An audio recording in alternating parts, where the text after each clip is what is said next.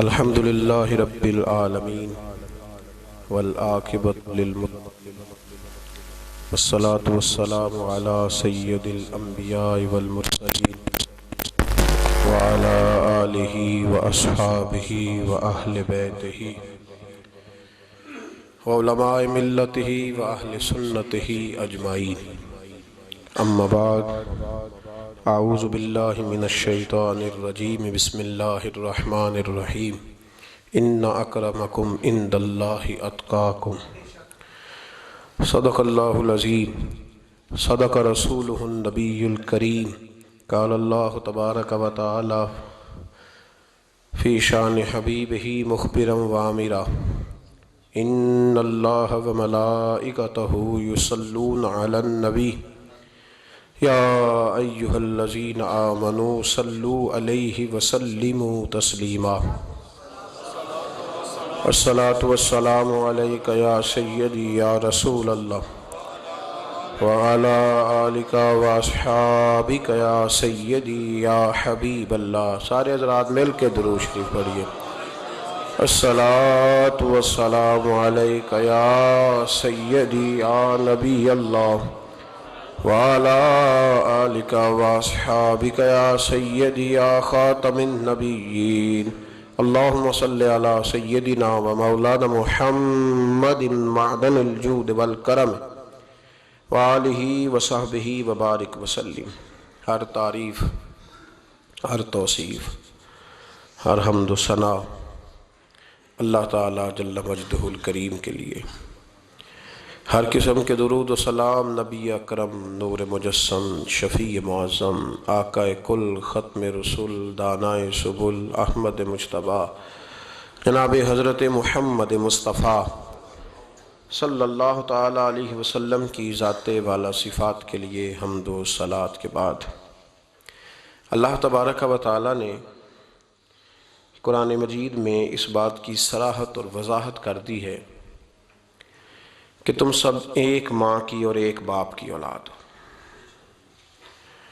قبیلے تمہارے تعارف کے لیے بنائے گئے، لیکن جو تم میں زیادہ پرہیزگار ہوگا اس کی اللہ کے ہاں زیادہ عزت ہوگی۔ ان اکرمکم عند اللہ اتقاکم، بے شک جو تم میں زیادہ پرہیزگار ہوگا اللہ کے ہاں اس کی عزت زیادہ ہوگی، اس کا اکرام ہوگا، اس کی توقیر ہوگی۔ یہ قرآن مجید کے الفاظ ہیں، ان کی خوبصورتی دیکھیے گا کہ رب فرماتا ہے جو پرہیزگار ہوگا نا اس کی رب عزت فرمائے گا۔ پھر غور کر لیں اس بات پر کہ وہ کتنا عظمت اور رفعت والا شخص ہے جس کی اللہ کی نظر میں عزت ہے، جو اللہ کے ہاں قابل اکرام ہے، مالک کے ہاں۔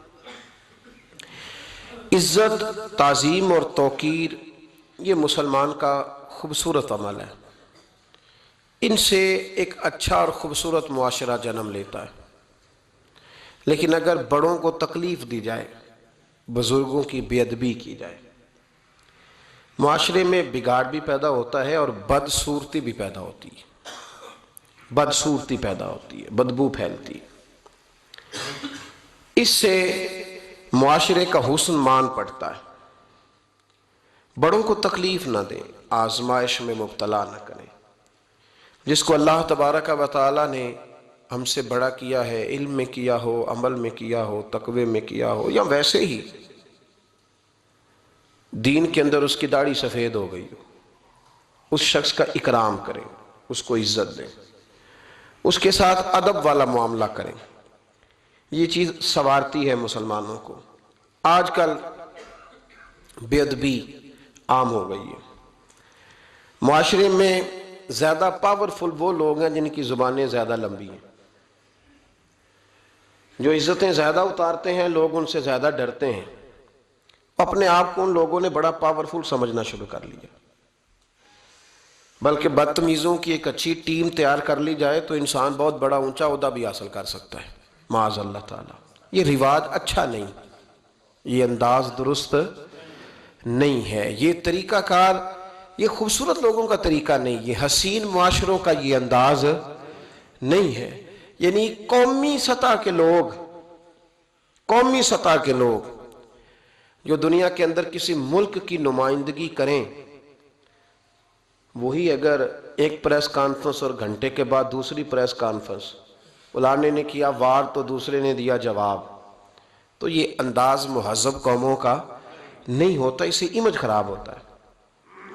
یہی انداز اب ہمارے گھروں میں چلتا ہے، کسی کی ایک بات پر جب تک سامنے والا 11 باتیں نہیں کرتا اتنی دیر تک اس کی روح کو، اس کے دل کو تسلی نہیں ہوتی۔ یہ چیزیں عروج پکڑتی جا رہی ہیں، بزرگ تکلیف میں ہیں، بڑے درد میں ہیں۔ میں نے پہلے بھی ایک دفعہ عرض کیا تھا، ایک بزرگ مجھ سے کہنے لگے کہ آپ دعا کریں میرے بیٹوں کو اللہ نرمی عطا کر دے، وہ بولتے نہیں ٹھیک، ان کا لب و لہجہ صحیح نہیں ہے۔ تو میں نے ان سے کہا کہ بزرگوں جہاں تک میں جانتا ہوں کوئی ایسی بات ہے تو نہیں۔ تو وہ کہنے لگے کہ جس طرح آپ سمجھتے ہیں نا، ہمارے رشتہ دار بھی اور اہل علاقہ سارے یہی سمجھتے ہیں، پر میں تکلیف میں ہوں، میری بیوی تکلیف میں۔ میں نے کہا کہ پھر آپ یہ اتنی زیادہ پردہ پوشی کس بات کی؟ تو وہ کہنے لگے کہ ڈرتا ہوں، اگر لوگوں کے سامنے ہم بات کرتے ہیں تو لوگ کہتے ہیں کہ تم نے تربیت نہیں صحیح کی،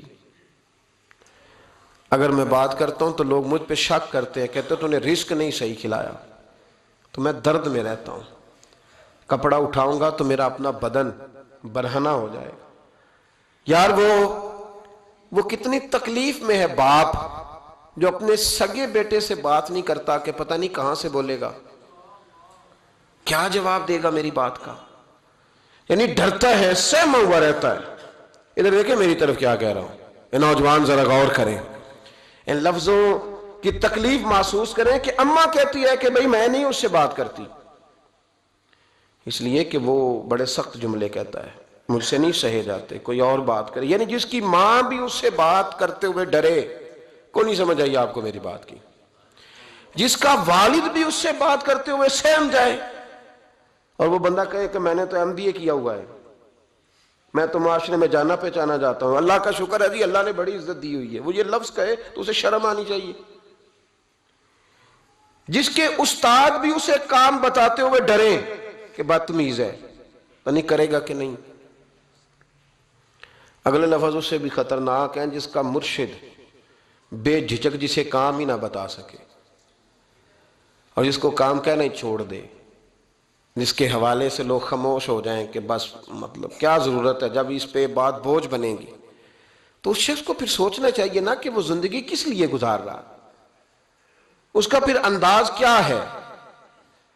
بزرگ جن کی وجہ سے تکلیف میں ہوں، آزمائش میں ہوں، درد میں ہوں، اور یار جو آدمی نیک ہو رب فرماتے ہیں اس کا تو میں حیا کرتا ہوں، اللہ کہتا ہے اس کی تو میں قدر کرتا ہوں، میں اس کی۔ دیکھیں نا میرے نبی کریم صلی اللہ علیہ وسلم نے فرمایا جب سفید داڑھی والا شخص قبر میں جاتا ہے، یہ ترمذی کی حدیث ہے، تو رب کریم فرماتا ہے فرشتوں اسے عذاب نہ دینا، مجھے حیا آتی ہے، یہ سفید بال لے کے آ گیا۔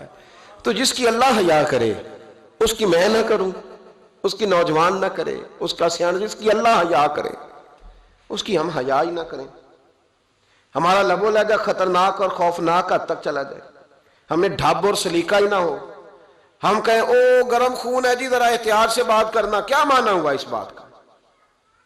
گرم خون اور ہوتا ہے اور بے ادبی والا خون اور ہوتا ہے، ان دونوں میں فرق ہوتا ہے، اس کو سمجھنا چاہیے۔ باپ کے سامنے بھی اب یہ اس کا ابا بھی سوچ کے بات کرے، اس کے ساتھ اماں بھی سوچ کے بات کرے، اس کا استاد بھی سوچ کے بات کرے گا۔ اسلام ادب والا دین ہے، احترام والا دین ہے، یہ آداب سکھاتا ہے، یہ کہتا ہے کہ تو ادب میں رہے گا تو تو بڑا پیارا لگے گا، تو حسین و جمیل رہے گا۔ نبی پاک صلی اللہ علیہ وسلم نے اس بات سے منع کیا کہ خود نہ چاہت پیدا کرو کہ لوگ میرے لیے اٹھ کے کھڑے ہوں، چاہت نہ پیدا کرو۔ فرمایا جس کی یہ چاہت بن جائے کہ لوگ میرے لیے اٹھیں، میرا استقبال کریں، وہ تو جہنمی ہے، چاہت نہ پیدا کرو۔ یہ اس کو کہا جو بڑا ہے، یہ اس کا سٹیٹس ہے۔ کئی دفعہ بوڑھوں کا بھی خیال ہوتا ہے نا کہ اب فلانے نے مجھے جگہ ہی نہیں دی، تو وہ نہ یہ ماحول بنائے، میری بات کی سمجھ آ رہی ہے آپ حضرات؟ وہ نہ یہ ذوق پیدا کرے کہ میرے لیے جو ہے وہ ہمیشہ اعزاز میں لوگ رہیں، نہیں کوئی ادب کرتا تو اللہ جانے اور وہ جانے، یہ بھیک نہ مانگے، یہ روب ڈال کے ادب نہ حاصل کرے، وہ تو جہنمی ہے جو یہ کہے۔ لیکن نوجوانوں کی جو تربیت ہے آج وہ عنوان ہے، اس پر بات کر رہا ہوں۔ حضرت سعد بن معاذ رضی اللہ تعالیٰ عنہ نبی پاک صلی اللہ علیہ وسلم کے پاس آئے تو ان کے قبیلے کے کچھ نوجوان بھی وہاں بیٹھے تھے۔ حضرت سعد بن معاذ ان میں سے بوڑھے تھے، بزرگ تھے، اور جب وہ آئے تو وہ نوجوان بیٹھے رہے۔ نبی کریم صلی اللہ تعالیٰ علیہ وآلہ وسلم نے پہلے ان نوجوانوں کو دیکھا، جناب سعد کچھ دیر رہے اور چلے گئے، تو اللہ کے رسول علیہ السلام نے فرمایا تمہارے قبیلے کا بڑا تھا، تم نے اٹھ کے استقبال ہی نہیں کیا، تم نے توجہ ہی نہیں کی، تم نے اعزاز ہی نہیں دیا، تم نے یہ خیال نہیں کیا کہ ایک بڑا آیا ہے، تم نے اس کو تکلیف دی۔ اعزاز، اکرام، بھائی کیا حرج ہوتا ہے تھوڑا سا اگر کسی بزرگ کو جگہ آگے دے دی جائے؟ اس میں کیا فرق پڑتا ہے کہ اگر آپ کسی لائن میں لگے ہوئے ہیں تو کسی بوڑھے کو کہیں کہ جناب بابا جی آپ آ جائیں۔ اور میرے بھائی کون سا وجود کا کوئی حصہ ٹوٹ جاتا ہے اگر کسی ضعیف کو، کسی بوڑھے کو یہ کہا جائے کہ آپ لائن سے نکل جائیں اور یہ بل مجھے دے دے، میں جمع کرا دیتا ہوں؟ کیا تکلیف ہوتی ہے؟ ہمارے ہاں تو بوڑھوں کی چارپائیاں گھر میں اب علیحدہ رہتی ہیں، الگ رہتی ہیں۔ بیٹا اے سی والے کمرے سے نکلتا ہے اور وضاحت دیتا ہے ہر آنے جانے والوں کو کہ ابا جی کی ہڈیاں درد کرتی ہیں، لہذا وہ اے سی والے کمرے میں رہنا پسند نہیں کرتے۔ تو میں تو کہتا ہوں کہ یہ وضاحت آپ کو کیوں دینی پڑی؟ یہ بات تو ابا جی کو کرنی چاہیے تھی۔ یہ وضاحت جو آپ نے دی ہے یہ تو ابا جی کے دینے والی وضاحت تھی، آپ نے کیوں دی؟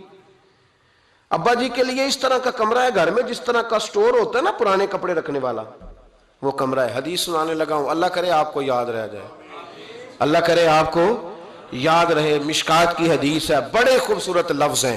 میرے نبی کریم علیہ الصلوۃ والسلام نے فرمایا رب جو تمہیں روزی دیتا ہے نا یہ تمہارے ضعیفوں کی برکت سے دیتا ہے۔ وہ جو 90 سال کی اماں گھر میں ضعیف پڑی ہے نا، اسے سکریب کا مال نہ سمجھنا، تیرے اوپر جو خدا کا کرم برس رہا ہے تو اس بوڑھی کی وجہ سے برس رہا ہے، اس بوڑھی کی وجہ سے برس رہا ہے۔ اور نبی کریم علیہ الصلوۃ والسلام نے ارشاد فرمایا سن اور یاد رکھ، فرمایا رب تم سے ناراض ہوتا ہے، وہ بارشیں روکنا چاہتا ہے، تمہیں قحط میں مبتلا کرنا چاہتا ہے، لیکن تمہارے ضعیفوں کے سبب تمہیں بارشیں عطا کر دیتا ہے، تمہارے کمزوروں کے۔ اس کمزور سے کوئی بیمار بھی مراد لیا جا سکتا ہے، عورت اور بچی بھی مراد لی جا سکتی ہے، بوڑھے لوگ بھی مراد لی ہیں شارحین حدیث نے۔ ان کے سبب سے اللہ تم پر بارشیں برساتا ہے۔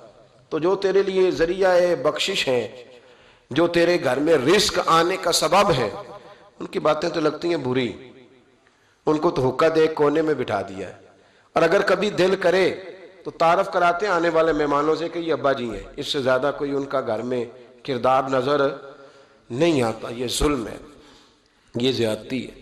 بوڑھوں کا اکرام کرنا، ان کو پیار دینا، ان کو اعزاز دینا، ان کو ہمیشہ سربراہ بنا کے رکھنا، ان کے ساتھ اس طرح کا رویہ رکھنا کہ جیسے کسی بڑے شان والے آدمی۔ میں اکثر یہ روتا ہوں، میں کہتا ہوں کہ ابے کی بھی عزت ہو سکتی ہے پر شرط یہ ہے کہ ابا امیر ہونا چاہیے۔ اگر تو ہو نا 6-7 مربع زمین کا مالک تو پھر تو پوتے کیا پڑ پوتے بھی پیر دباتے ہیں، لیکن اگر اس بوڑھے بیچارے کو بچوں سے خرچہ لینا پڑے تو پھر اس بیچارے کی کوئی حیثیت۔ ہمارے استاد ایک بات سنایا کرتے تھے، وہ کہتے تھے کہ ایک آدمی نے دعوت پکائی ولیمے کی تو اس نے باہر پہرے دار کھڑے کیے، کہا کوئی غریب آدمی نہ اندر آئے، سارے امیر ہی آئیں۔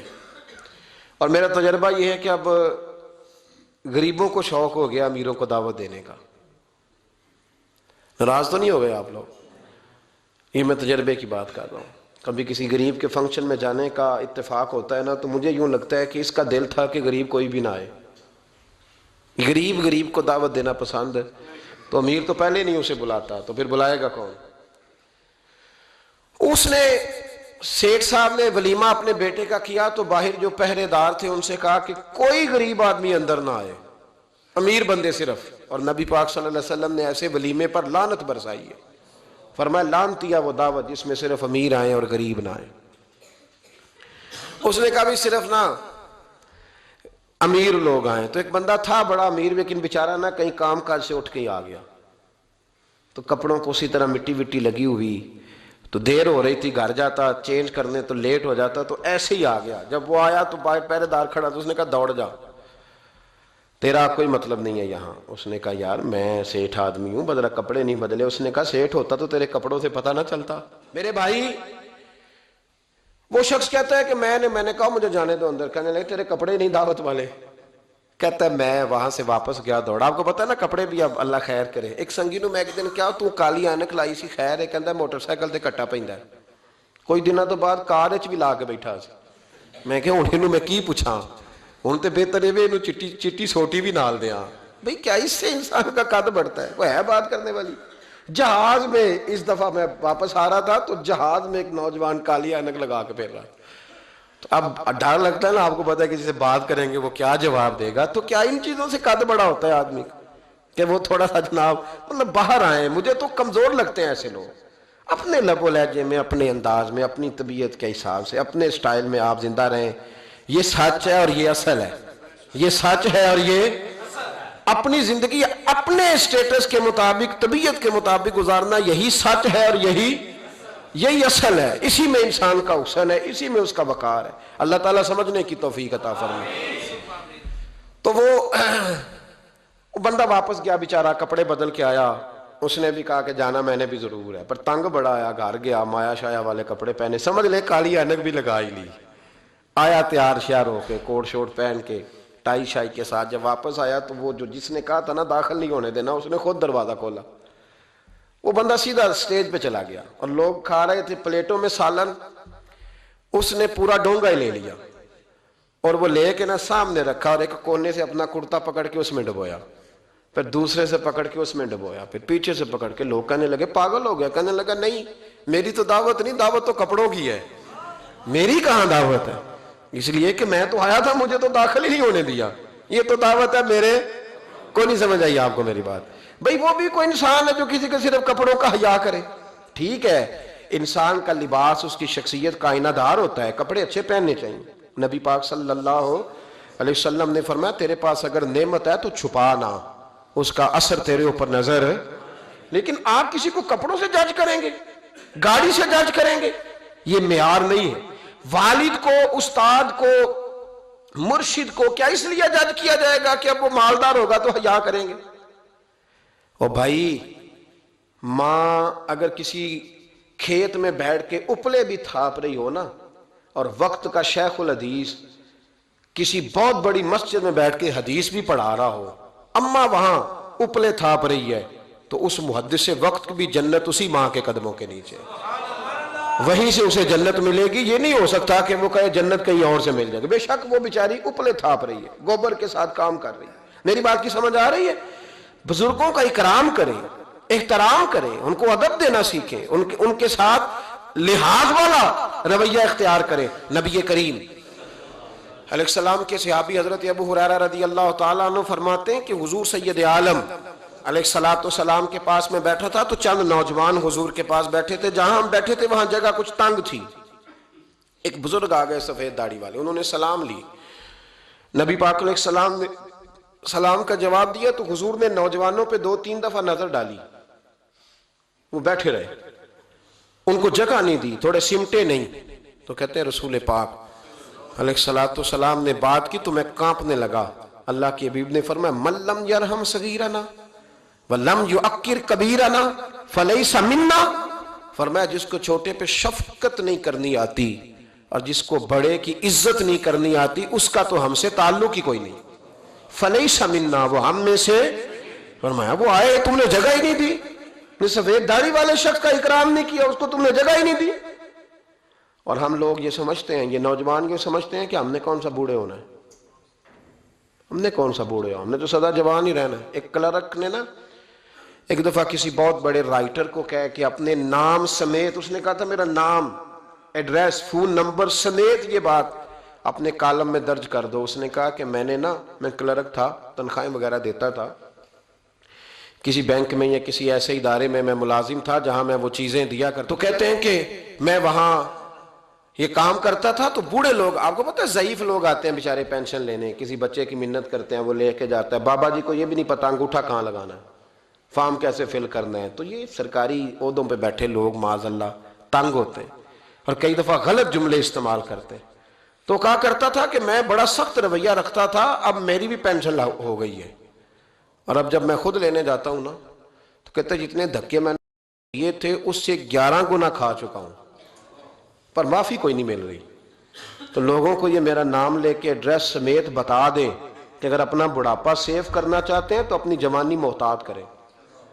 اگر اپنا بڑھاپا سیف کرنا چاہتے ہیں تو اپنی جوانی، اور بڑھاپے میں باتیں برداشت جوانی میں برداشت ہوتی ہیں، بڑھاپے میں تو لفظ صحیح بھی نہیں جاتے، آنسو خود بخود نکل جاتے ہیں جب بچہ بات کرتا ہے. سنو یہ نوجوان یہ حدیث یاد کر لیں، یہ طبرانی میں موجود ہے. میرے نبی کریم علیہ الصلوۃ والسلام نے فرمایا یہ حدیث یاد کر لینی ہے. پڑھیے درود صلی اللہ ہو، پھر کہیے صلی اللہ ہو، چلے تیسری دفعہ بھی پڑھ لیں صلی اللہ ہو. رسول پاک علیہ الصلوۃ والسلام نے فرمایا جو شخص اپنی جوانی میں کسی بوڑھے کی عزت کرے گا، جب وہ بوڑھا ہوگا تو اللہ اسے کئی گنا بڑھ کے اس کی عزت کرائے گا. اس کی کی گئی عزت سے کئی گنا بڑھ کے رب پھر اس کی عزت کرائے گا. نوجوان اکرام کرنا سیکھیں، بزرگوں کا احترام کریں، اپنے بڑوں کے ساتھ.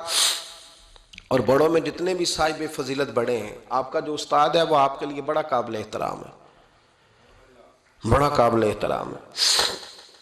میں ماسٹر کی ڈگری لینے کے بعد اب بھی کبھی گاؤں میں اپنی پرائمری کے ٹیچروں کو دیکھتا ہوں، اب بھی تو احساس پیدا ہوتا ہے کہ یہ اگر ہمیں وہ الف با تا سا نہ پڑھاتے، شروع کی کتابیں یہ المدہ عام نہ پڑھاتے تو پھر اس سے آگے بھی ہمیں پڑھنا نہ آتا. اور اگر آپ کو اللہ تعالیٰ سمجھ دے نا، توفیق دے، تو یہ سمجھیں کہ جو چھوٹا استاد ہوتا ہے اس کی محنت زیادہ ہوتی ہے. ہاں یونیورسٹی والے جو ٹیچر ہیں وہ تو لیکچر دے کے چلے جاتے ہیں، تو وہ جس نے رٹا لگایا نا پہاڑے یاد کرانے کا، وہ جس نے آپ کو املا لکھنی سکھائی ہے نا، اس کی محنت، اگرچہ اس کی تعلیم میٹرک پی ٹی سی ہے، اگرچہ اب آپ اس سے کئی گنا زیادہ تعلیم حاصل کر گئے، لیکن اصل مشقت اس قاری صاحب کی ہے جس قاری نے آپ کو قاعدہ پڑھایا ہے، جس نے تلفظ ٹھیک کرایا ہے. ابتدائی کتابوں کے اساتذہ کی مشقت زیادہ ہوتی ہے، بڑے لوگ تو لیکچر دے کے چلے جاتے ہیں. تو بھائی ادب کرنا سیکھیں. میرے رسول پاک صلی اللہ علیہ وسلم نے ارشاد فرمایا، حضور فرمانے لگے ایک تیرا باپ وہ ہے جس کی صلب سے تو پیدا ہوا، اور ایک تیرا باپ وہ ہے جس نے اپنی بیٹی دے کے تجھے بیٹا بنایا، اور فرمایا ایک تیرا باپ وہ ہے جس نے تجھے تعلیم دی. وہ تیرا باپ ہے، اس کا اکرام کر، اس کا ادب. اور حضرت مولا علی شیر خدا نے تو شیروں جیسی بات ہی کر دی. بڑے لوگ بڑی بڑی باتیں، اتنی بڑی بات اس موضوع پر میں نے تلاش کیا ہے، میں نے بڑے لوگوں کو پڑھا ہے اس عنوان پر، لیکن اتنی بڑی بات کہیں نہیں ملی. حضرت علی المرتضیٰ رضی اللہ تعالیٰ عنہ فرمانے لگے جس نے مجھے ایک حرف سکھایا ہے وہ میرا استاد ہے، اگر وہ چاہے تو مدینے کے چوک میں کھڑا کر کے مجھے بیچ دے، میں اس کے ہاتھوں بکنے کو بھی تیار ہوں. وہ جس نے مجھے ایک حرف، اساتذہ کا احترام نہیں، اساتذہ پریشان، استاد تو بیچارہ روز کٹہرے میں کھڑا ہے، روز کٹہرے میں، روز لوگ اس کو کہتے ہیں کہ جناب آپ نے یہ بات کیسے کر دی، آپ کی جرت کیسے ہوئی.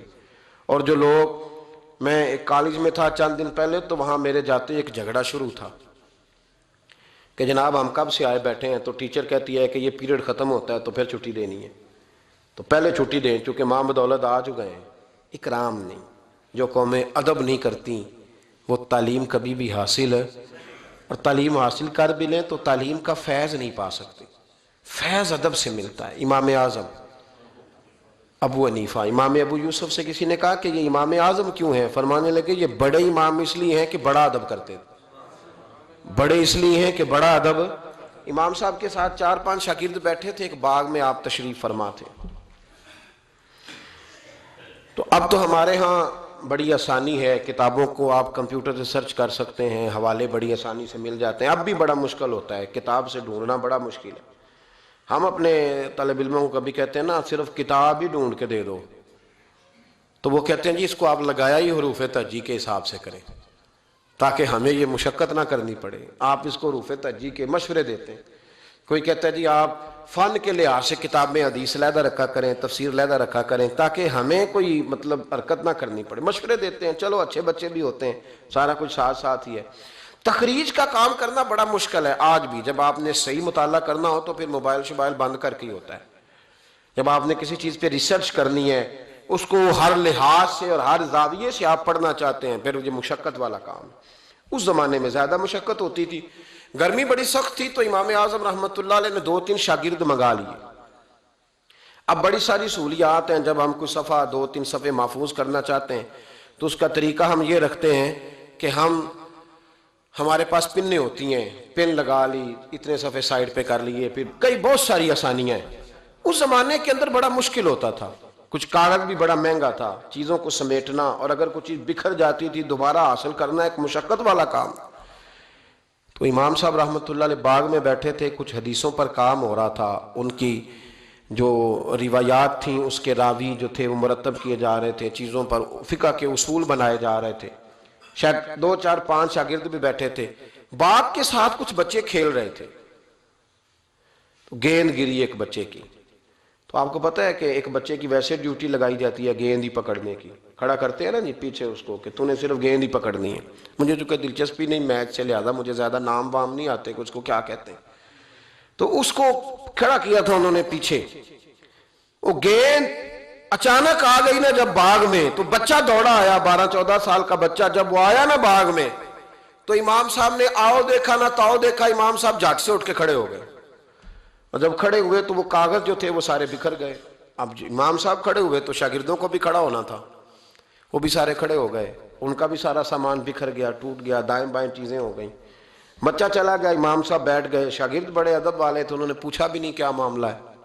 اب نئے سرے سے ساری ترتیب دوبارہ سے لگائی گئی، تھوڑی دیر گزری تو بچہ پھر باغ میں آ گیا، امام صاحب پھر اٹھ کے کھڑے ہو گئے، پھر ساری چیزیں بکھر گئی، تیسری دفعہ وہ پھر آ گیا، اب پتہ نہیں وہ کتنی دفعہ آئے گا، بار بار شاگردوں کو بھی اٹھنا پڑتا، وہ کاغذات سارے بکھر جاتے۔ بالآخر ایک شاگرد بول پڑے، کہنے لگے حضور یہ تو بچہ ہے، یہ 100 دفعہ آئے گا۔ تو امام صاحب نے برجستہ جواب دیا، فرمایا اگر یہ 100 دفعہ آیا نا تو ابو حنیفہ 100 دفعہ اٹھ کے کھڑا ہوگا، میں کھڑا ہوں گا، تمہیں تو نہیں نہ پابند کر رہا۔ کہا حضور ماجرا کیا ہے، کون ہے یہ بچہ؟ تو امام صاحب فرمانے لگے یہ میرے استاد کا پوتا ہے، یہ میرے شیخ کا پوتا ہے، میرے مرشد کا پوتا ہے، اصلہ نال جے نیکی کریے تے وہ نسلہ تاک نہیں پول دے، ہاں بے اصلہ نال نیکی کریے تے پھل کنڈیاں نال تول دے، یہ میرے حضرت کا پوتا ہے، اس گھر سے میں نے فیض لیا ہے۔ فرمایا میں نے نمک کھایا ہے، یہ کیسے ہو سکتا ہے کہ یہ آئے اور میں اٹھ کے کھڑا نہ ہوں، یہ 1000 دفعہ بھی آئے تو میں کھڑا ہوں گا۔ تو امام ابو یوسف فرماتے تھے اس دن مجھے سمجھ آئی کہ یہ جو امام صرف امام نہیں، امام اعظم ہے نا، یہ بڑے اس لیے ہے کہ انہوں نے ادب بڑے بڑے کیے ہیں، انہوں نے اکرام بڑے بڑے کیے۔ ہمارے ہاں تو اب اتنی پریشانی والا معاملہ، اتنی پریشانی والا سوچ نہیں سکتے، بالخصوص وہ لوگ جن کا بڑا ملت میں اکرام ہونا چاہیے تھا، بڑا اکرام۔ مجھے صحیح بتائیں کہ ایک مستند قرآن و سنت جاننے والا عالم کسی ولیمے میں جائے اور ساتھ ہی ایم این اے جائے تو قدر کس کی زیادہ ہو رہی ہوتی ہے، ہونی کس کی چاہیے؟ یہ تکلیف والا معاملہ ہے، تکلیف والا۔ یہاں ایک استاد کو ہتھکڑیاں لگی تو موم بتی مافیا سارا بول پڑا، اور 2 مہینے علماء کو جیلوں میں رکھا گیا، اور جرم نہیں بتایا گیا، اور قوم کیا کہہ رہی ہے؟ مذاق اڑا رہی۔ کچھ لوگ مذاق کرتے تھے، بھاگ رہے ہیں جی پولیس آ گئی، کس مطلب جرم کیا تھا؟ چور تھے، یہ ڈاکو تھے، اور بہت سارے تو ایسے تھے جو کسی کاز میں، کسی کام میں، کسی ایسی ایکٹیویٹی میں بیچارے شامل ہی نہیں تھے، مدرسین پڑھنے پڑھانے والے، اور ان کو پکڑ کر اندر ڈال دیا گیا۔ اور وہ لوگ جو خود بڑے بڑے دنوں تک سارا ملک بند کرتے رہے، انہوں نے یہ جرم کیا، کوئی پوچھنے والا نہیں تھا، کوئی نہیں تھا، کوئی پیچھے جانے والا نہیں۔ 2 مہینے، اور پھر کہا گیا 20 لاکھ اور پتہ نہیں کتنے لاکھ، اور پھر ڈائریکشن کا نہیں پتا جانا کدھر ہے، زمانہ تو یہ بتایا ہی نہیں گیا۔ تو مجھے بتلاؤ یہ کیا ان لوگوں کا معاشرے میں کیا اکرام رہ گیا، کیا احترام رہ گیا؟ بہت سارے ایسے لوگ ہیں جن کے والد 2 مہینے جیل میں رہے، بچوں نے مدرسوں میں پڑھنا چھوڑ دیا ہے، کہ جو ہمارے ابے کا حشر ہوا ہمارا بھی تو وہی ہونا ہے نا، پڑھنا چھوڑ گئے طالب علم، انہوں نے کہا جی ہم سے نہیں یہ کام ہوتا۔ تو روز سیمینار کرتے ہو، یہ تھوڑے دن پہلے کراچی میں سیمینار تھا کہ ہرن کی پیدائش کم ہو گئی ہے، تو ایسے اقدامات کیے جائیں کہ ہرن جو ہے وہ زیادہ پیدا ہو، بہت بڑا سیمینار منعقد کیا گیا۔ آپ کو نہیں پتا کہ علماء کم رہتے جا رہے ہیں؟ پتا ہے آپ کو؟ ڈھونڈنے سے عالم نہیں ملتا، بستیوں کی بستیاں خالی ہیں۔ کیوں؟ اس لیے کہ جو حشر کرتے ہیں نا ہم، خود ساری زندگی جو مرضی کرتا رہے، اور کسی عالم کا ننگا سر بھی دیکھ لے تو وہ 20ویں جگہ پہ 20 سے ہم جا رہے تھے تھوڑے دن پہلے لاہور، تو آگے گاڑیوں کی بریک لگ گئی، گاڑیوں کی بریک لگی تو بچے نے بریک لگا دی گاڑی کی، تو پیچھے سے ایک ڈرائیور نے آ کے دھڑام سے گاڑی ماری، اڑا دیا سارا کچھ پیچھے سے، سب ختم۔ اب اس کی سواریاں کہنے لگی کہ ہم تجھے وہاں سے کہتے آ رہے ہیں کہ تو چلاتا ادھر ہے دیکھتا ادھر ہے۔ بچے جلال کرنے لگے تو میں نے ان کا بازو تھام لیا، میں نے کہا پتر ہم جو کام کرتے ہیں نا یہ بڑا مظلومیت والا کام ہے، تم نے 2 منٹ بھی کسی سے بات کر لی نا، حالانکہ غلطی ساری اس کی ہے، اور ہم نے اسے کچھ بھی نہیں کہا، اس کی سواریاں ساری اس کے گلے پڑ رہی تھی کہ یوں تو دیکھتا ادھر ہے چلاتا ادھر ہے، ساتھ میسج لکھ رہا ہے، تو ساتھ موبائل سن رہا ہے، تو کس طرح پاگل ہے، کتنے لوگوں کی جان خطرے میں ڈال۔ تو میں نے کہا بیٹے تم ایک بات بھی کرو گے تو اس کی ویڈیو بن جائے گی کہ یہ دیکھیں جی یہ پیر صاحب تبلیغ کرتے ہیں، ان کا حال دیکھیں، یہ فٹافٹ معاملہ، یہ اور یہ اتنا سخت معاملہ، اتنی اذیت ناک یہ مسئلہ ہوتا جا رہا ہے، اتنا کربناک ہے یہ معاملہ، کسی نے کسی سے ہاتھ نہیں ملایا تو شور ہو گیا، یہ بازو دکھنے لگتا ہے۔ آپ یقین کریں بیٹھے رہتے ہیں نا، جب کسی مجلس میں جاتے ہیں تو ہزاروں لوگوں سے ملنا پڑتا ہے، اور سنگی اپنے حساب سے ملاقات کرتے ہیں، کچھ بڑے عقیدت مند ہوتے ہیں، اور جب تک پورا بازو اپنے قریب نہ کر لے تب تک سلام میں بھی مزہ نہیں آتا۔ تو اب آپ کہہ نہیں کچھ سکتے، آپ چونکہ آپ دین کی بات کرتے ہیں، آپ خبردار، آپ بالکل ہلیں گے نہیں، آپ کو ہر جگہ پورا اترنا ہے۔ تو یہ اتنا گھٹن والا موضوع، کیونکہ آداب نہیں رہے، کیونکہ ہم تکلیف دیتے ہیں، ہم آزمائش میں ڈالتے ہیں، ایسے ایسے جملے لوگ کستے اور کہتے ہیں کہ جن کا کوئی مطلب جواب ممکن ہی نہیں، آپ دے نہیں سکتے، آپ کس طرح کر کے اس کا جواب دیں گے؟ کسی نے فون کیا اور کوئی سخت بات کہہ دی تو آپ نہیں جواب دے سکتے، پتہ نہیں وہاں ریکارڈنگ نہ چل رہی ہو اور وہ اپنی بات پتہ نہیں ریکارڈ کرے نہیں کرے گا۔ یہ تکلیف ہے، کبھی بھی اپنے بزرگوں کو تکلیف، کبھی بھی تکلیف نہ دیں، کبھی بھی اذیت میں مبتلا نہ کریں، آزمائش میں نہ ڈالیں کبھی بھی۔ اور میں طالب علموں سے کہتا ہوں، میں کہتا ہوں تمہیں کیا ضرورت ہے کبھی کبھی، اور الحمدللہ یہ چند لوگوں کی بات کر رہا ہوں ورنہ اللہ کا فضل ہے، عزت کرنے والوں کی تعداد زیادہ ہے، پیار کرنے والوں کی تعداد زیادہ ہے، اور کرم کے ساتھ دیکھنے والوں کی تعداد زیادہ ہے، اللہ کا فضل ہے، زیادہ ہے لوگ۔ لیکن میں طالب علموں سے کہتا ہوں، میں یہ حدیثیں اکثر بیان نہیں کرتا کہ کہیں میرے دل میں یہ خیال نہ آئے کہ میں بھی ایسا ہوں، میں اس درجے کا بندہ نہیں ہوں، الحمدللہ صحیح کہہ رہا ہوں، میں اس درجے کا نہیں ہوں، پر یار کتنی شاندار بات ہے، کتنی بڑی علامہ اسماعیل حقی نے روایت لکھی ہے، میرے نبی کریم رسول رحمت صلی اللہ علیہ وسلم آقا دو عالم علیہ السلام نے فرمایا، حضور نے نہیں فرمایا کہ پیر میرا وارث ہے، نبی پاک نے یہ نہیں فرمایا کہ جو ساری زندگی رزق حلال کھائے وہ میرا وارث ہے، یہ نہیں فرمایا کہ 40 سال عشاء کے وضو سے فجر پڑے تو اب میرا سجادہ نشین ہو گیا، نہ، نبی پاک نے فرمایا یہ جو عالم ہے نا یہ میرے وارث ہے، یہ دین کے عالم میرے، اور کیا حسن ہے لفظوں کا، کیا وقار ہے۔ یقین کریں جب یہ حدیثیں پڑھتے ہیں نا تو روح پرواز کرتی ہے، اور دل کرتا ہے کہ وجد اگر آ سکتا ہے تو اس بات پہ آ سکتا ہے۔ میرے مصطفیٰ کریم علیہ السلام نے فرمایا جس نے کسی عالم کی مدد کی سمجھے میں نے اپنے نبی کی مدد کی، فرمایا جس نے کسی عالم کو سہارا دیا وہ سمجھے میں نے اپنے نبی کو سہارا دیا، اور حضور فرمانے لگے جو کسی عالم کی صحبت میں بیٹھا وہ سمجھے میری صحبت میں بیٹھا ہے، اور حد ہو گئی، نبی کریم علیہ السلام نے فرمایا جس نے عالم کی زیارت کر لی سمجھے اس نے میرا دیدار کر لیا، اور فرمایا عالم کا چہرہ دیکھتے رہنا بھی عبادت ہے، اتنا بڑا درجہ۔ اور جہاں جناب موم بتی مافیا ٹی وی پہ بیٹھے ہوئے لبرل لوگ، لبرل بے دین، یہاں تو کسی کی عزت محفوظ نہیں۔ تھوڑے دن پہلے ایک بڑے مشہور اینکر کی مجھے ویڈیو دکھائی بچوں نے، علامہ اقبال کو برا بھلا کہہ رہے تھے، علامہ، اور بڑے غلیظ، سنا آپ نے بھی، نام لینے کی ضرورت تو نہیں، پتہ نا جی میں بات نہیں کرتا جی، کسی ہم ذکر نہیں کرتے، میرا عرض کرنے کا مقصد یہ ہے کہ آپ اقبال مصور پاکستان، محسن پاکستان، اور ٹی وی پر بیٹھ کر آپ جب ایسی ہستیوں کے بارے میں جملے کسیں گے پیچھے کیا رہے گا؟ تکلیف نہ دے، کم از کم جو چلے گئے ان کے بارے میں تو نبی پاک نے فرمایا اذکروا محاسن موتاکم، جو مر جائے تو اس میں تو کمزوری ہو بھی تو اس کا ذکر نہ کرو، اس کی صرف اچھی اچھی باتوں کا ذکر کرو، یہ ظلم ہے، یہ زیادتی ہے۔ خیال فرمائیں اپنے گزر، دیکھیں نا داتا علی اجویری رحمت اللہ، پتہ ہے کتنا بڑا شخص ہے، غوث اعظم جیلانی رحمت اللہ علیہ کا ایک قول ہے، آپ فرماتے ہیں کہ اگر میں علی بن عثمان حجویری کے زمانے میں ہوتا تو ضرور ان کی صحبت میں بیٹھتا، یعنی غوث پاک کہتے ہیں۔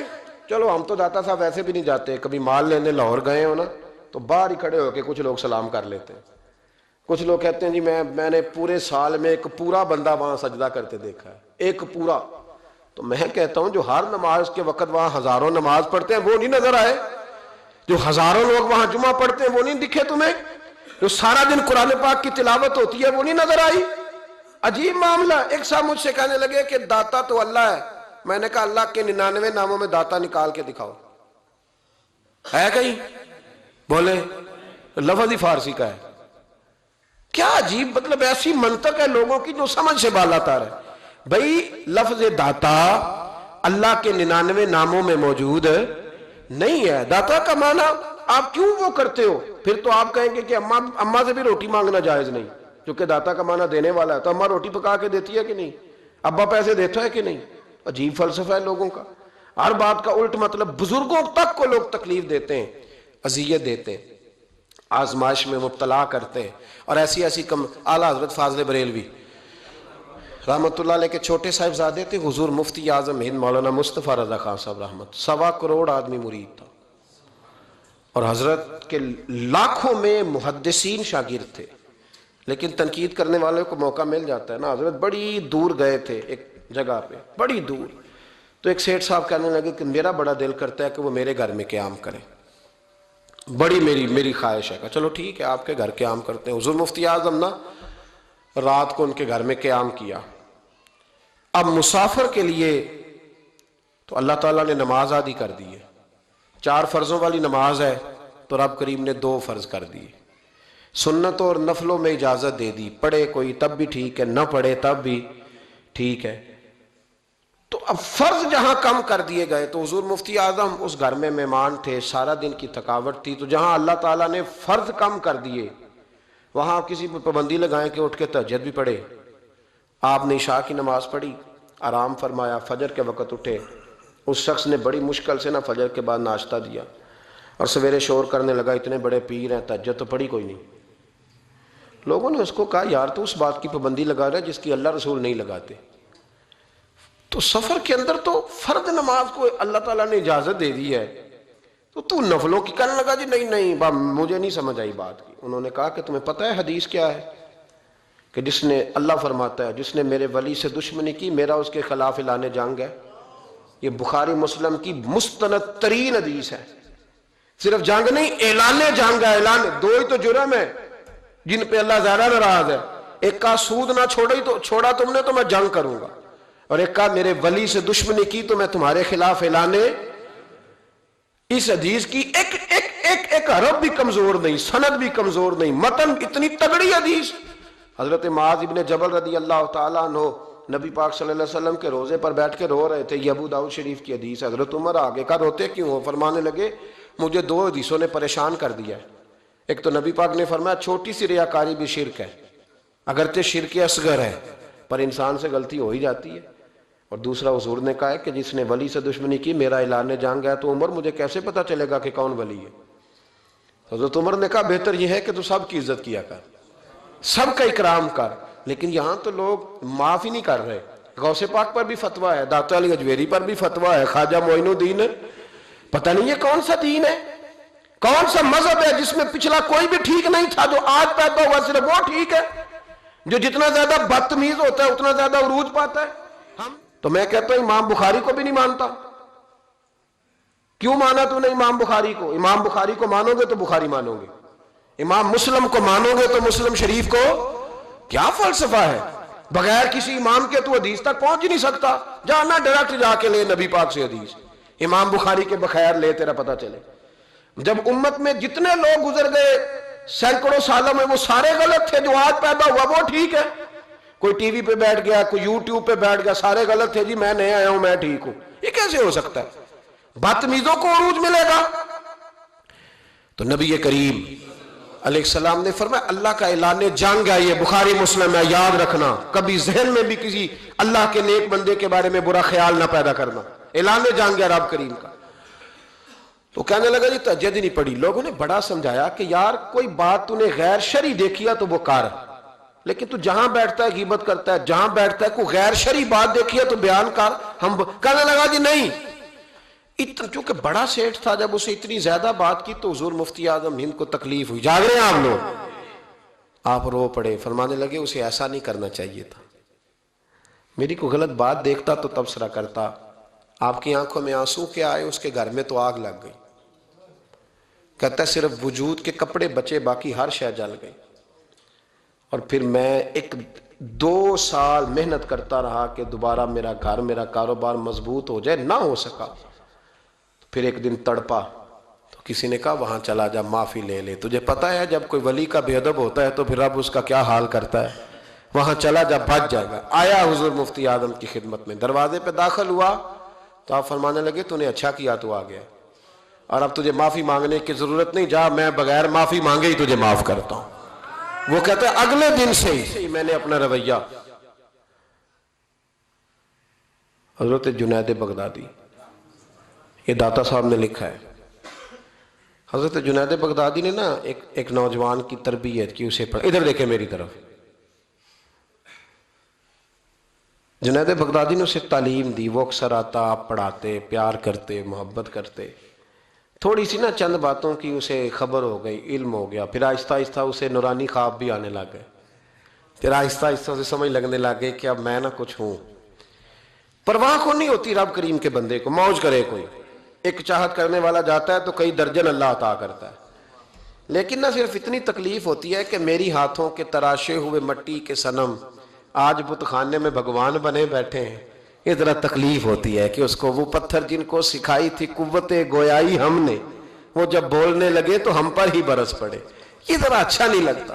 یہ تکلیف ہوتی ہے کہ یہ کیا انداز ہوا، ہم ہی سے کھا کے ہماری بلی ہمیں میں ہوں. یہ ذرا بات تھوڑی سی بات ہی، یہ ذرا اچھا نہیں لگتا. یعنی میرے ہاتھوں کے تراشے ہوئے مٹی کے صنم دیکھو آج بت خانے میں بھگوان بنے بیٹھے. تو وہ کہنے لگا کہ میں تو اب اوپر چلا گیا ہوں حضرت جنید بغدادی سے. کبھی کسی کو کوئی بات سناتا، کبھی کوئی سناتا، کہتا وہ تو ابھی وہی ہیں، تبلیغ کر رہے ہیں، یہ کر رہے ہیں، تو میں تو رات خواب میں فلانی جگہ بھی ہوا ہوں. تو بہت اونچا درجہ ہے میرا. وہ آہستہ آہستہ جب پر تھوڑے نکلے نا، انہوں نے کہا تو حضرت ہنس دیتے، مسکرا دیتے، کہتے چلو موج کریں. لیکن دل میں تکلیف ضرور تھی. ہوتی ہے تکلیف، کیا کرے، اللہ نے دل جو بنایا ہے. اس میں بعض لوگوں کے بعض جملوں کی بڑی تکلیف. کئی دفعہ تکیے پہ کچھ آنسو گر جاتے ہیں، رضائی پہ منہ دے کے نا کئی دفعہ بندہ روتا ہے کہ یار سارے کر لیتے، تجھے نہیں کرنی چاہیے تھی. لیکن چلو خیر. ایک دن نا وہ زیادہ ہی بدتمیز ہو گیا. اس نے کہا میں نے مرشد کا امتحان لینا ہے، پتہ کرنا ہے آج کتنے پانی میں. اور شیخ سعدی فرماتے ہیں جب اللہ کسی کو رسوا کرنا چاہتا ہے نا تو اسے اپنے نیک بندوں کی پردہ داری پہ لگا دیتا ہے، اور جب ان کے پردے کھولنا چاہتا ہے پھر رب اسے رسوا کرتا ہے. پھر چوکوں چراہوں میں رسوا ہوتا ہے. آگے حضرت جنید بغدادی کے پاس دل میں سوال لے کے، آج میں نے امتحان لینا ہے. تو کہنے لگا حضور میں کچھ پوچھنے آیا ہوں. تو آپ فرمانے لگے جو تو جلال آ گیا نا، پہلے تو دور دور باتیں کرتا تھا، آج اس نے سامنے کر دی تو کام خراب ہو. جلال آیا حضرت کو، تو مجھ سے بات کرے گا، میری روٹی کھا کے، میرا نمک کھا کے، میرے ٹکڑوں پہ پال کے، مجھ سے تربیت لے کے میرے سامنے بات کرے گا. فرمایا تو چھوڑ، تیرے دل میں سوال کیا، میں بتاؤں تو کیا پوچھنے آئے؟ تو فلانا فلانا سوال لے کے آیا تھا. کہنے لگا حضور ہاں. فرمایا بتا جواب لفظوں میں لینا ہے کہ معنوں میں لینا ہے؟ چونکہ حضرت جلال میں تھے تو کچھ نہ بول سکا. فرمانے لگے چل میں تجھے دونوں میں ہی دیتا ہوں، چل میں تجھے دونوں میں دیتا ہوں، لفظوں میں بھی دیتا ہوں، معنوں میں بھی دیتا ہوں. معنی بھی دونوں میں لے تو جواب. پھر حضرت جنید داتا صاحب نے لکھا، حضرت جنید بغدادی فرمانے لگے لفظوں میں جواب یہ ہے کہ تجھے شرم نہیں آئی، کاش تو میرا امتحان لینے سے پہلے اپنا امتحان لے لیتا. تو دیکھتا کہ تیری 40 سال کی زندگی کہاں گزری ہے، تو دیکھتا کہ تو کہاں کہاں کیا کیا کرتا رہا ہے. میرا یہ تو جواب ہے تیرا لفظوں میں، اور معنوں میں جواب یہ ہے کہ جا میں نے تجھ سے تیری ولایت چھین لی ہے، جا میں نے تیرا نور چھین لیا، تو رب کے بندوں کو ستانے آیا ہے، جا اب میں نے تجھ سے سارا کچھ واپس لے لیا. یہ لفظ جب حضرت کی زبان سے نکلے تو اس کا منہ کالا سیاہ ہو گیا، منہ سے پانی کی رطوبتیں نکلنے لگی، وجود کانپنے لگا، پیروں میں گرا. آپ فرمانے لگے اٹھ کے چلا جا، اب معافی اسی وقت ملے گی جب رب تجھے معاف کرے گا. تو بھاگ جا. چھوٹی بات ہے اللہ کے ولی کے بارے میں گفتگو کرنا اور لمبی لمبی زبان کھول کے کرنا اور صبح اور شاموں میں کرنا, اتنے اتنے سخت جملے کہہ دینا. او بھائی, ایم ایل اے کے دوست کے بارے میں تو بات نہیں کر سکتا, تو منسٹر کے یار کے بارے میں بات نہیں کر سکتا, تیری جرت نہیں ہوتی. تو آر پی او اور اسسٹنٹ کمشنر کے یار کے بارے میں بات نہیں کر سکتا, تو بتا تو نے اللہ کے دوست کے بارے میں بات کیسے کر لی, رب کے دوست کے بارے میں. وقت میرا ختم ہو گیا, پر ایک بات سنانی بڑی ضروری ہے. حضرت مرزا مظہر جانے جانا رحمت اللہ علیہ فرماتے ہیں, دلی میں ایک درویش, تازی تازی بارش ہوئی تھی, تو لکڑی کے جوتے پہنے کھڑاؤں میں اللہ اللہ کرتا گزر رہا. ایک طوائف اور اس کا تماش بین یار سیڑھیوں سے نیچے اتر کے نا, چھت سے نیچے اتر کے سیڑھیوں میں بیٹھے, تو بابا لکڑی کے جوتے پہنے چیکڑ تھا, موج میں جا رہا. اس طوائف کے کپڑوں پہ تھوڑا سا کیچڑ پڑ گیا, تو اس کا یار اٹھ کے آیا, اس نے ایک تھپڑ مارا بزرگ کے منہ پہ, کہنے لگا دیکھ کے نہیں چلا جاتا. بابا جی کہنے لگے بیٹے اللہ تیرا بھلا کرے, واقعی بوڑھا ہو گئے, اب صحیح نظر نہیں آتا, غلطی ہو گئی. تھوڑا سا آگے گئے تو ٹھنڈ کا موسم تھا, ایک حلوائی دودھ گرم کر رہا تھا. اس نے بابا جی کو آتے دیکھا تو بھاگ کے گیا, بازو سے پکڑا, پھٹے پہ بٹھایا, گرم گرم دودھ کا پیالہ دیا. بابا جی نے بسم اللہ شریف پڑھ کے دودھ پیا, پورا پیالہ پی کے کہنے لگے یا اللہ تو کتنا بے نیاز ہے, کہیں دودھ پلاتا ہے کہیں تھپڑ مرواتا ہے, نہ میں اسے جانتا ہوں نہ اسے جانتا ہوں, اس نے تھپڑ مار دیا, اس نے دودھ پلا دیا. بابا جی وہیں بیٹھے تھے تو پیچھے سے لوگ دوڑے آ کر, انہیں آ کے کہا بابا اللہ کے ولی بد دعا تو نہیں دیتے. فرمایا کیا ہوا؟ کہا وہ جس نے آپ کو تھپڑ مارا تھا نا, وہ چھت پہ چڑھا ہے, اس کا پیر پھسلا ہے, گردن کے بل گرا, من کا ٹوٹ گیا تو مر گیا ہے. بابا جی کہنے لگے اللہ کی قسم میں نے کوئی بد دعا نہیں دی. کہا نہیں آپ نے دی ہے. فرمایا نہیں دی. اس نے کہا دی ہے. تو بابا جی کہنے لگے پھر اصل بات سنا دوں. کہا سناؤ. فرمانے لگے اصل بات یہ ہے کہ میرے پیروں سے مٹی اڑی, اس کے یار کے کپڑوں پہ پڑی, اسے برا لگا تو اس نے مجھے مارا, جب اس نے مجھے مارا تو پھر میرے یار کو برا لگا, پھر میرے یار کو برا لگا, اس نے اسے مار دیا. میں نے تو لفظ بھی ادا نہیں کیے, لیکن کوئی اللہ کے ولیوں کو لاوارث نہ سمجھے, اس لیے کہ جب رب کریم کے ولی کے دل کو تکلیف ہوتی ہے تو پھر عرش کا مالک بدلے لیتا ہے. پھر اللہ کہتا ہے میرا اعلان جنگ ہے, پھر تو تیاری کر, پھر میں تجھے بتاؤں گا کہ ساری دولتیں سارا کچھ تیرے گھر میں, پر رات کی نیند نہیں تیرے پاس. پھر ہر سہولت ہوگی پر روح کا سکون. تھوڑا سوچ کے بولیں, تھوڑا احتیاط سے بولیں, تھوڑا تول کے بولیں, کہیں ایسا نہ ہو کہ ایک فکرہ کسی اللہ کے بندے کی بے ادبی کا سبب بنے. اللہ سمجھنے کی توفیق عطا فرمائے. آخر دعوانا الحمدللہ.